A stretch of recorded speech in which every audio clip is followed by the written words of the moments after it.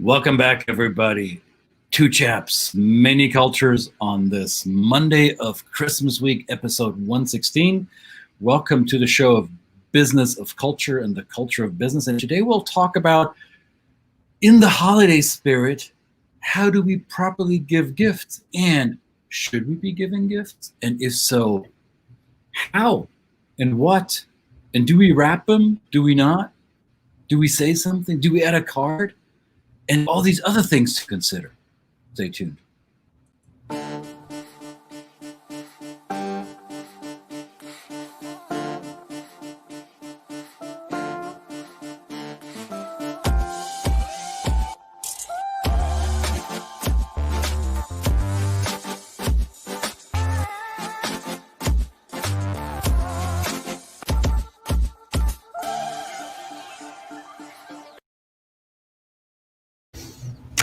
The gift of Monday. Welcome. Yes. Welcome, Brett. Every day is a gift. Every day is a gift. And especially every day comes with a nice big bow when I get to work with you, my friend. Likewise. I'm returning the gift. By the way, Brett presented me with a gift earlier today, and I think you all should see it. Brett, am I allowed to showcase the gift you had for both of us? Absolutely. Let's throw it up. Tyler have been decorating the Two Chaps Plaza, stringing lights and putting up trees and putting gifts under the trees. Absolutely. That looks lovely.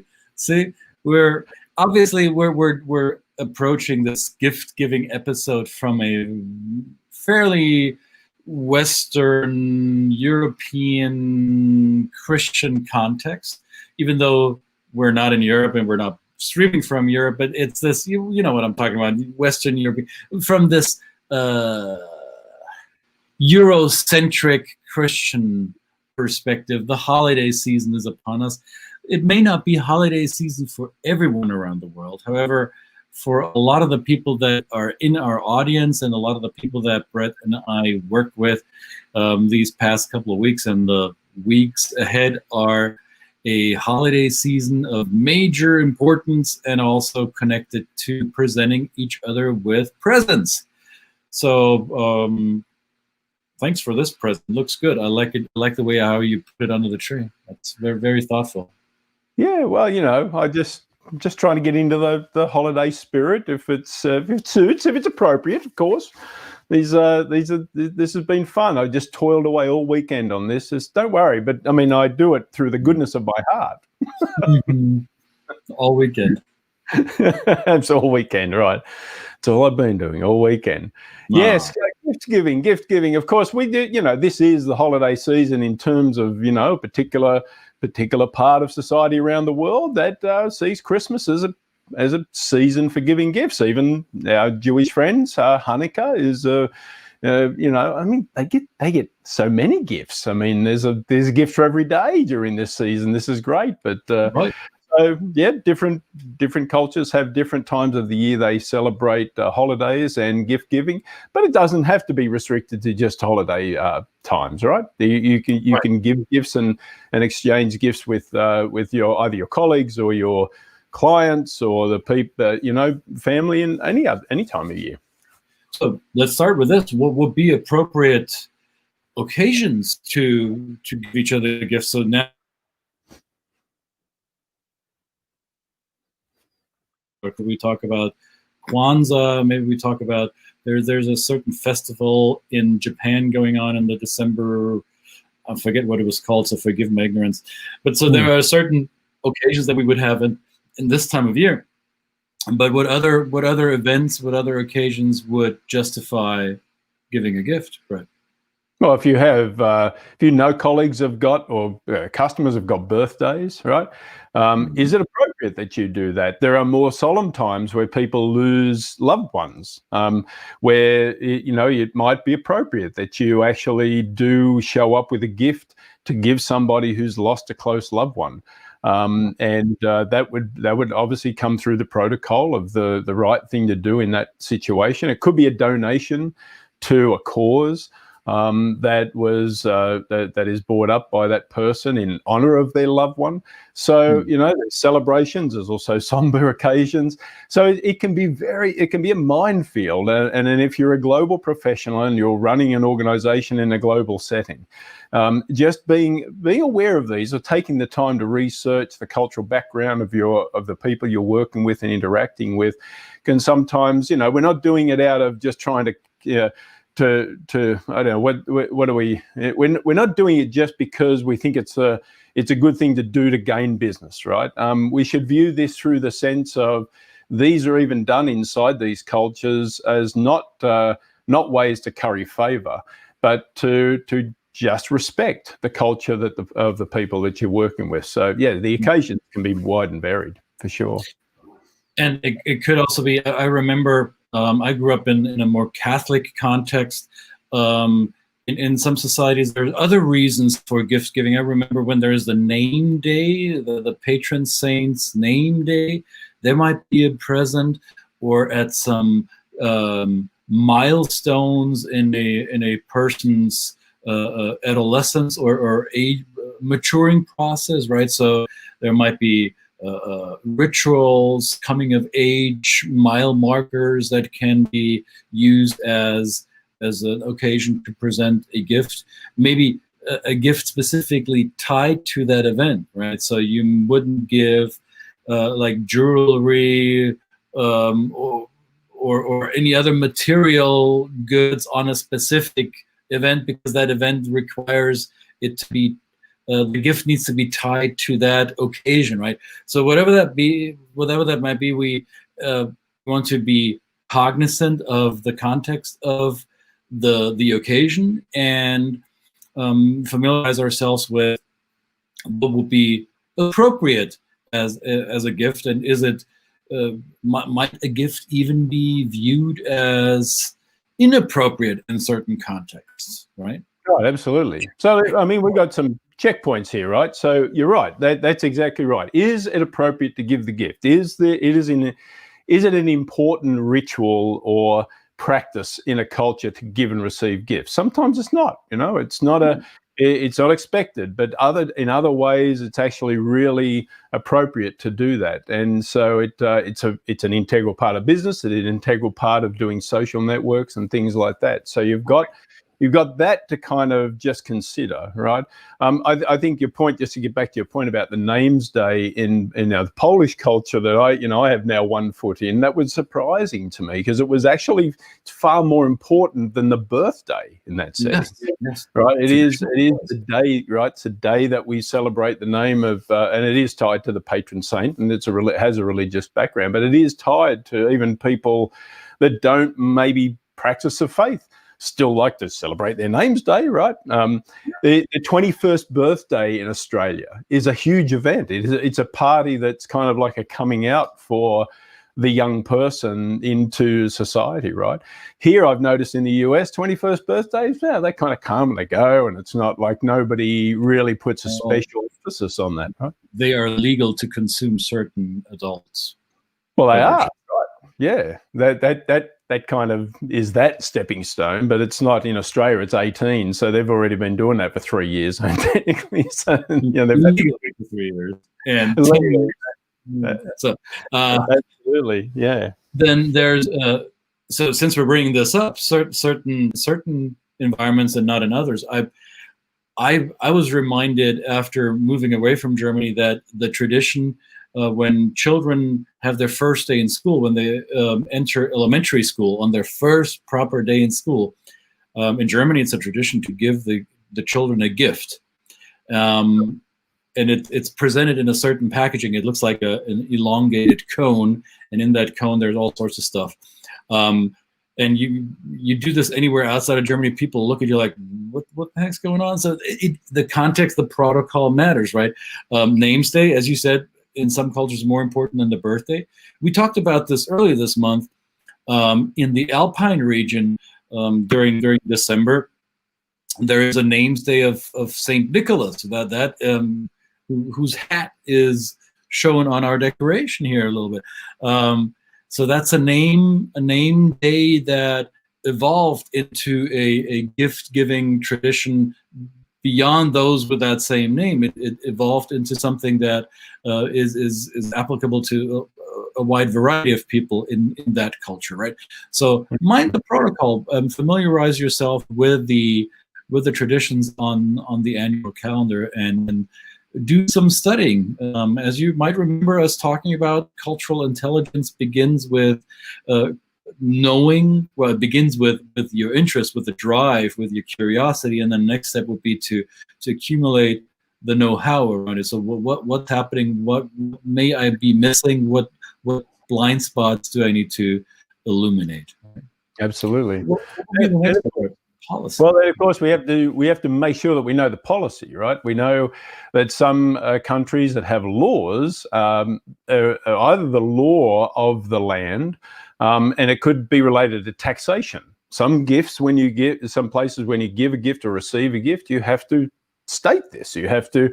It is a benefit you receive. So to do that is important to maintain, your credibility and your stature in the legal sense. But also even some companies, they might use these as references to put in place some kind of policy and procedure inside the company that states that it is inappropriate to even give a gift at all, or if you do give a gift, that it is very small and doesn't show that there is any way, shape or form that there is any favor being carried between either colleagues or between vendors and suppliers and receivers of those benefits. So, these are important to do. Places like the US, that would be a place, right, where a lot of policies are in place to govern and restrict, or at least put a framework around what's appropriate. So that's important to check. Yeah. And while we're walking you through these bullet points or these things to consider, let's hear it. As you're watching this live or the recording, share with us what was one of the most surprising gift-giving traditions you've ever come across, or maybe share with us a gift that came unexpected, was either a pleasant surprise or maybe a challenging surprise, or where you were maybe caught off guard or on the wrong foot when it comes to gift giving or receiving. It's not just about the giving, it's also about the receiving. I have a story later. Absolutely. What about the appropriate time and setting? Is there a right way? Like, I was surprised the other day to find out that it's kind of not viewed as the most appropriate thing to say happy birthday to someone before their birthday, right?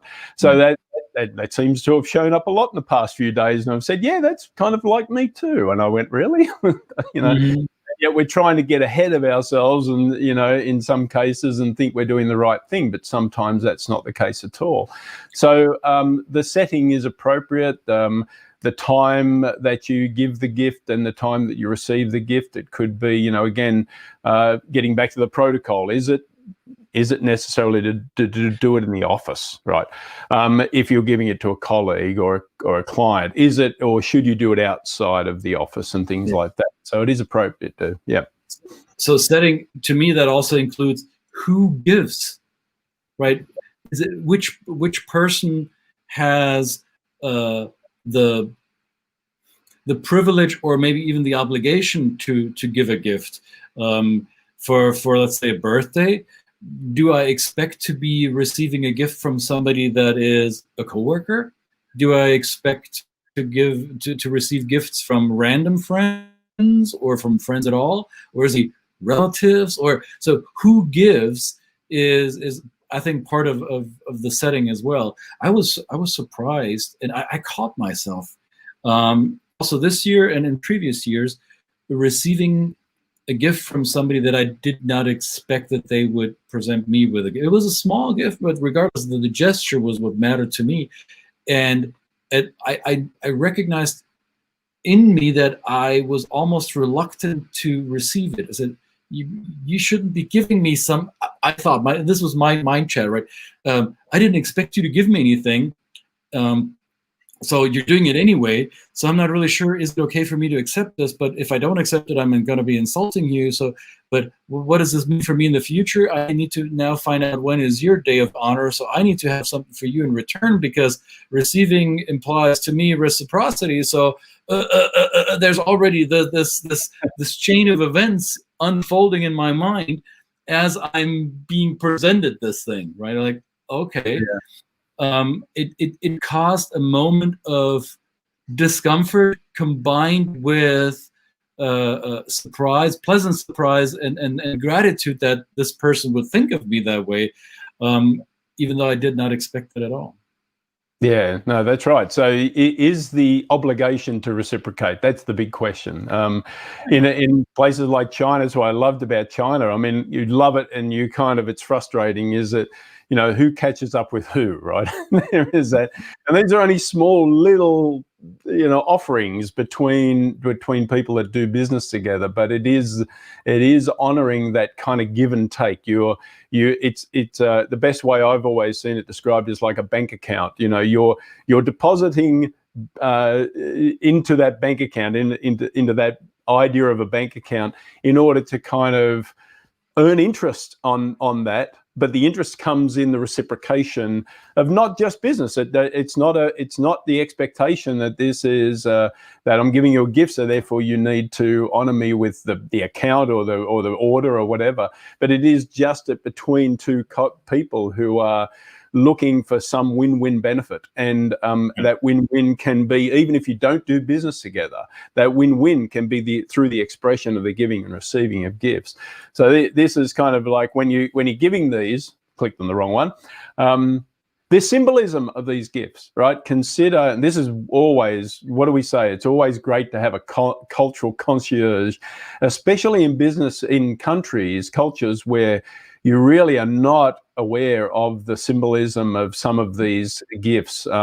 In China, getting back to the China, scenario, so many gifts can be seen as a negative indication of how you perceive the relationship, or just, you know, if you might think in some cultures we give watches, for example. You know, they're a wonderful kind of idea. You know, I mean, they can be an expensive watch. Yeah. Received this for my birthday. Wouldn't be a good gift in Asian cultures. In Asian cultures would not be a good gift. No, not a good gift. You know, if you're giving money, the way you give, the amount of money you give, the way you give it, should it be just kind of some old notes you pulled out of your wallet and give it to them? No, it should be crisp, clean, brand new notes, right? In certain denominations, in certain totality of the amount. A nice letter opener. You know, who opens letters now? Who gets letters anymore? But I mean, from you. I got a letter from you. Yeah, well, that's right. That's right. And did you open it with a nice letter opener? I don't know, but you know, who uses letter openers? It's right here. Yeah, it's got a Rotary Club symbol on it. So the symbolism of that in China is that it's you know, it's like a knife. It's like the indication: are you severing our relationship?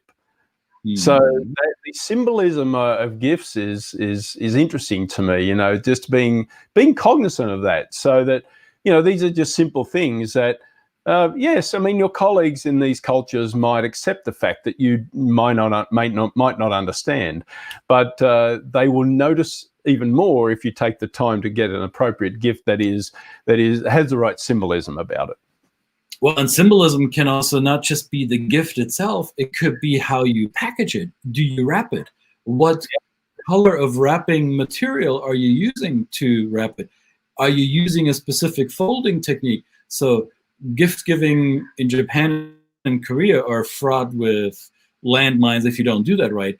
Do I fold it this way, that way? Do I put a ribbon on, or do I not? And as I am receiving it or handing it over, is there an expectation that it will be unwrapped, unpacked in the presence of the giver? Or do I unpack it in private or outside of the public eye? All sorts to consider. Or is a casual presentation perfectly all right? So this past Saturday, I met with a few friends who were unable to attend my birthday party. So they had a gift for me, but they also included a gift for my wife for Christmas. So it wasn't a gift for me, it became a gift for me and my wife, and this is how they packaged it. Well, perfectly okay in an informal relationship like we have with these people, or in an informal culture like the ones that we're living in.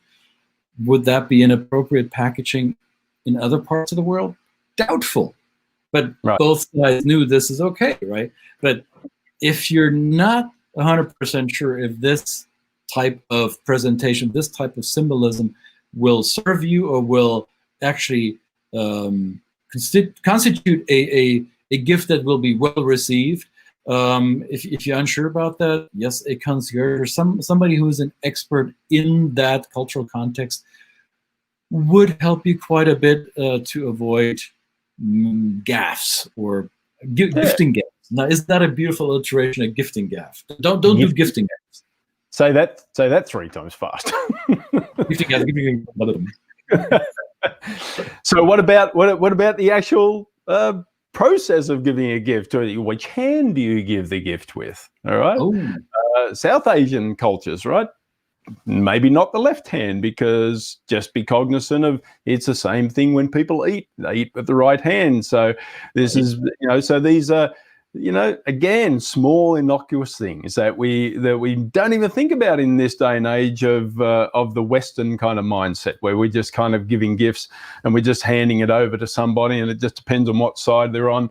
These are small things in our mindset. In other cultures, they're very, very important. Yeah. And the other thing is that what happens if you go to give the gift to somebody and somebody says, oh, no, really, please. Yeah, that's unnecessary, right? And but that's kind of a norm in some cultures. Say, right? Yeah, how many times? constantly saying, no, please take it. No, I couldn't possibly think. No, please, no, right? Like the Irish show, Father, not Father Brett, Father, I don't know, whichever one it was. Where some Irish father, yeah. The lady says, you'll have a cup of tea. No, I don't want to have a cup of tea. Yeah, we'll have a cup of tea, and then she's asking until finally they break down, and, culturally, that's what's expected. Multiple invitations, multiple refusals, so there's kind of dance, right? And then as you celebrate these holidays, so whether you're celebrating some of these major holidays we mentioned in the beginning or not, but we suspect many of you might be familiar with these holidays that are happening in December right now. When do you actually give the gifts associated with these holidays? I learned later in life that there is no consensus around that. There is no common tradition, right? It may be the same holiday in my culture's tradition, Christmas, but the day or the time of day of handing over, presenting the gift is totally different. In my upbringing, in my family, and everybody else that I grew up with in Germany, we receive and give the gifts of Christmas on Christmas Eve on December 24 towards midnight. In North American culture and many other Anglo-Saxon cultures, it is the morning of the 25th, right, Brett? Yeah, absolutely. Yeah, well, I always got up in the morning and opened gifts at Christmas time. Now, with the way we practice it, the gifts, we kind of do it both ways. We have that kind of Christmas Eve celebration, the traditional Polish way, where people come and they, you give gifts and you open gifts on Christmas Eve. But I grew up just doing it on Christmas Day. You just, you went. You got up in the morning. You were excited to see what you got under the tree in the morning. Yeah, yeah. And in many, oh yes, Sue. This year she hopes only the delivery person is handing her gifts. Okay, well that is a justifiable concern, right? Absolutely. They hope when they do it, they don't do the old basketball shot onto your front porch from about 20 yards away. No, they don't do that. And good crystal. my family and friends were all tested. So just to keep everybody assured that Christian is not doing any frivolous, unresponsible things. Even the surprise party that my wife organized for my birthday, she had everybody tested before they entered the room. So we're good. I I remember in Canada, UK, I don't know, maybe Australia too, there's this tradition of giving gifts to people who work around the house or who are service providers on Boxing Day on December 26th, right? So Yeah. there's that different date. And then many Mediterranean cultures and some Eastern European Orthodox Christians, they prefer to give the Christmas gifts on January 6th, which is the day of Epiphany, when the three wise men came allegedly to, well, according to the Bible, I think the number of wise men isn't quite clear, but the wise men came to Bethlehem, to the crib, and presented gold, frankincense, and myrrh, and that is basically the biblical reason for giving gifts around the birth of Jesus. So a lot of Christian cultures reserve the gift-giving piece not to Christmas Day, but to 2 weeks later on Epiphany. So dates depend on which culture you find yourselves in. Absolutely. Well, speaking of wise men, should we consider ourselves wise men, or should we really just poll the audience? The best thing is, I think we should consider that the audience is the wise people, or are we? Can we at least offer ourselves, in some context, some element of wizardry? Is that's not the same thing? That's like we may not be wise, but not full of wizardry. I don't know if that is. Well, I'm a wise crack, if that suffices. That is for sure. That I'm a certified wisecrack. And when we talk about wise men, I'm gonna mess with the Christian symbolism a little bit. I know for some of you out there, this may be heresy, and forgive me, I'm doing this tongue in cheek because this was one of my favorite birthday presents this year. My family knows that I'm a big fan of the purple one of the artist known as Prince. So they gave me one of those Catholic-looking graveyard or church candles with His Holiness, the Prince, the purple one on it. Even the wax is purple. So that's the true wise man in my house right now. That's the wise man. The wise man. He who shall be honored. Absolutely. Well, that's great. So yeah, we'd love to hear from you. What do you like to get as gifts? When do you like to get the gifts? How do you like to get the gifts? Tell us, Fred, so we know what to send you. That's right. Chris, we're raising funds for our, when we open up the gift giving wing of Two Chaps Towers, that we stock it with the appropriate gifts, so that when people come and visit us, we're able to kind of go into the vault and get the right appropriate gift. So we need to know. I mean, it's just part of our business. What can we say? We've just been. It has just been proven that now we are wise men, that we have wise women in our audience. Yes, thank you, Sue. It's a votive candle. Thank you. Thank you. You're perfectly right. You're so much wiser than we are. A votive with a motive. That's what it is, right? Yes. That's what that is. So tell us, your wife's not listening. Is she? What did you get your wife for Christmas? Huh? Will you get vultures? Not telling you. No. We're not. Yeah, she will be listening at some stage. Might be next year, and then to say Anyway, so that's what it is. Please tell us. We'd love to hear, and that's about it for a Monday on this Christmas week. Christmas week, where kind of some people are. So we will be here every day. By the way, we will be the gift. Just our gift to you. The gift that keeps on giving, like the shiny penny, the bad penny that keeps turning up. We will be here every day, including Christmas days. So might be a little full, we might be a little sleepy, but we'll be here. There you go. Absolutely. So this was it for Monday episode, what was it, 116? Well, 116. Yes. We'll all see you tomorrow. And Two Chaps, Many Cultures is out for now. However, we're going to keep this decor up for the rest of the week. Yes, absolutely. Keep the decorations. Absolutely. I think this is a good thing to start. We're going to honor everybody's holiday. We can all kinds of decorations, so I probably made a bit of a bed for myself, but that's all right. I'm happy to toil through and put up decorations for everybody. Every weekend. Maybe tomorrow will be Hanukkah. I don't know. I need to research that. All right, guys. See you tomorrow. Have a good one. Cheers. Bye.